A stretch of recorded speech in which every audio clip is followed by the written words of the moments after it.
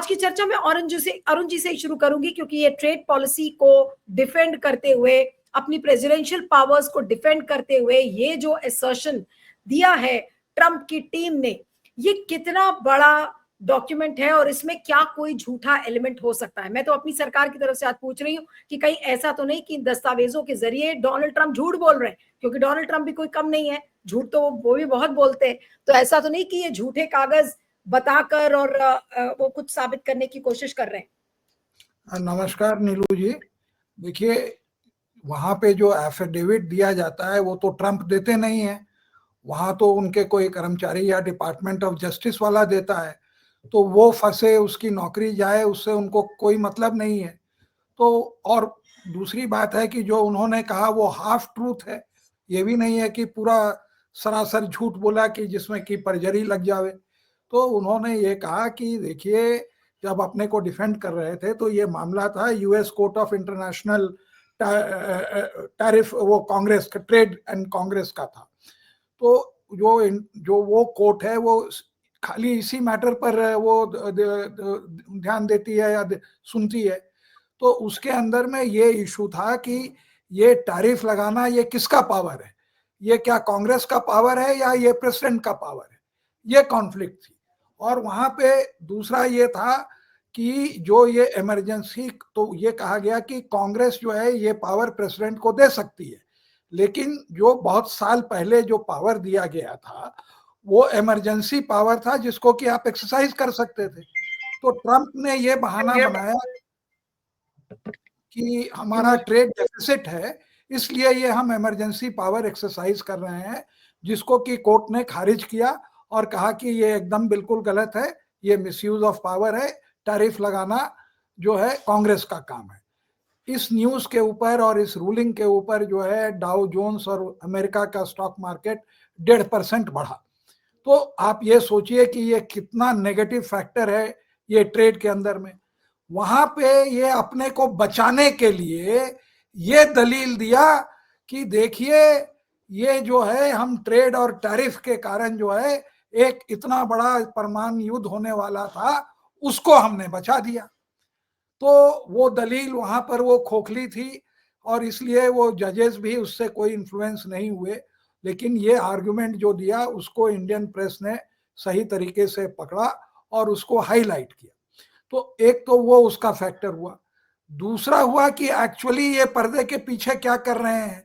तो जो आपने अभी बताया कि इनके दो लड़के, एरिक ट्रंप और डोनाल्ड ट्रंप जूनियर और उसका सन इन लॉ कुशनर, इन लोगों ने बन के एक बनाया वर्ल्ड लिबर्टी फाइनेंस, जो कि एक क्रिप्टो करेंसी को प्रमोट करती है।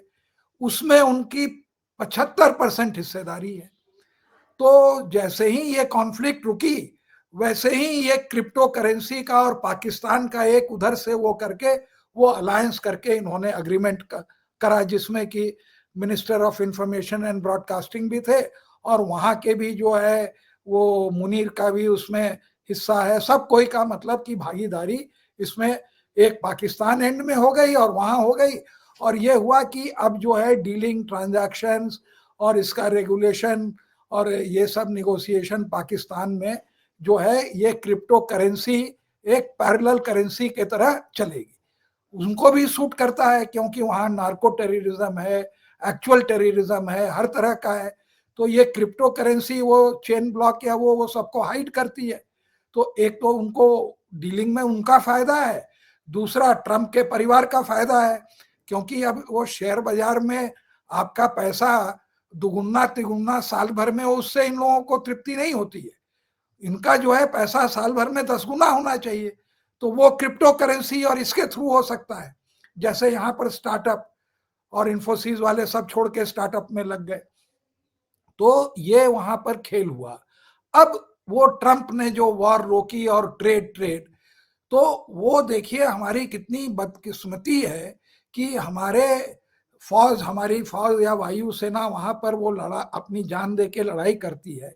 और सारा मामला जितना भी है, लोग माने चाहे नहीं माने, ये दो चीज पर इवॉल्व करता है, पाकिस्तान की trading with this crypto currency और हमारे जो है अडानी जी का वहां पर क्रिमिनल केस में फंस जाना, जिसका कि पूरा पावर वहां पे है। तो ये दोनों लोग मिलके मतलब कि वॉर के पीछे Eric Trump, Donald Trump junior, Adani का फायदा, और वहां मुनीर और उन लोगों के लोग जो इस क्रिप्टो करेंसी के जो सेकंड लेग है पाकिस्तान में, इसके ऊपर सारा फॉरेन पॉलिसी चल रहा है। और ये सब जो है गया, मतलब कि उसकी कोई अहमियत नहीं है। तो ये पूरा सारा जो खेल हो रहा है ये बहुत ही मतलब कि इसको बहुत जरूरत है कि पूरे देश में और हर जगह हम लोग पब्लिसाइज करें कि क्या हमारी मजबूरियां एक अडानी के फंसने के कारण, जो डोनाल्ड ट्रंप कहता है कि तुम्हारे हाथ में क्या ताश के पत्ते हैं, उसके हाथ में वो ताश के पत्ते हैं और जोकर भी हैं। और नहीं, दूसरा, लेकिन ये तो चीज क्लियर है अरुण जी कि एक ये जो सीज फायर है उसको एक एलिबाई की तरह इस्तेमाल किया है डोनाल्ड ट्रंप ने, और उनके पास सारे मोदी जी के सारे कार्ड्स उनके हाथ में है, तो उन्होंने एक अदालत के अंदर इस एलिबाई को इस्तेमाल कर लिया सीज फायर का। भाई भाई देखिए वो है ना कि एक वो माने एक तीर से कई शिकार हो रहे हैं। You are killing many birds with one stone.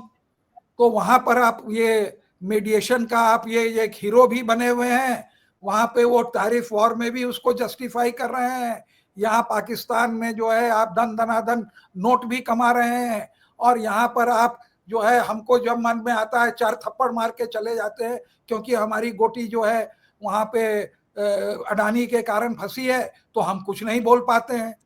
तो इसी को कहते हैं ये मल्टीपल, उसी चीज को 20 जगह ये यूज कर रहे हैं, और उसको एक लेग ये भी है कि टैरिफ जस्टिफाई कर रहे हैं। तो ये खेला हो रहा है। तो लोग जो फाइनेंस को समझते हैं, इंटरनेशनल रिलेशंस को समझते हैं, और हमारी मजबूरियां जो समझते हैं, मैं आपसे कह रहा हूं कि ये जो अडानी जो दोनों तरफ फंसे हैं, चाइना में इन्होंने ओवर इनवॉइसिंग की है, वो सारी बॉडीज जितनी है वो सारी सीक्रेट चाइना को मालूम है। अब वो वहां ये जो ग्राफिक्स है, मैं बस दर्शकों के लिए वो उस लाइन को पढ़ना चाह रही थी Arun ji, and I will allow you to complete your point, उसके बाद मैं दूसरे गेस्ट के पास जाऊंगी कि क्या बोला है हावर्ड लटनिक ने, इसको ध्यान से देखिए। This ceasefire between India and Pakistan was only achieved after President Trump interceded and offered both nations trading access with the US to avert a full-scale war. An adverse ruling that constrains presidential power in this case could lead India and Pakistan to question the validity of President Trump's offer, threatening the security of an entire region and lives of millions. जी अरुण जी, अपना point खत्म करिए, फिर मैं नहीं नहीं, ये पूरा तंत्र देखिए, पूरा तंत्र वहां पे मिसयूज हो रहा है कि ट्रंप जो है पैसा बनाए हर हर मामले में। और ये देखा जा रहा है कि ये जो है अपना बेनिफिट, और सारे इंटरनेशनल पॉलिसी और अग्रीमेंट्स इसी बेसिस पर हो रहे हैं। क्या वो सऊदी अरेबिया में जाएं या वो कतार में जाएं, वो सब जगह इनका अंडरलाइंग प्रिंसिपल यही है। तो ये जो हो रहा है कोई नई चीज नहीं हो रही है, लेकिन हम तो इसमें फंस गए ना भाई। बिल्कुल हम इनको क्रिप्टो करेंसी दे नहीं सकते। अब ये जो है चाइना में से भी जो है उनको भी हम बदनाम नहीं कर पा रहे हैं। हम गुस्सा अपना उतार रहे हैं टर्की के ऊपर और अमेज़न के ऊपर कि देखिए उनका आप एप्पल मत खरीदिए, आप वहां पर टूरिज्म में मत जाइए, ये सब आप कर रहे हैं। और बिल्कुल ये बिल्कुल हिम्मत नहीं हो रही है कि चाइना से ट्रेड जो है आप काट लें। तो ये सब बातें हैं, रेमिफिकेशन है। अल्टीमेटली बिल्कुल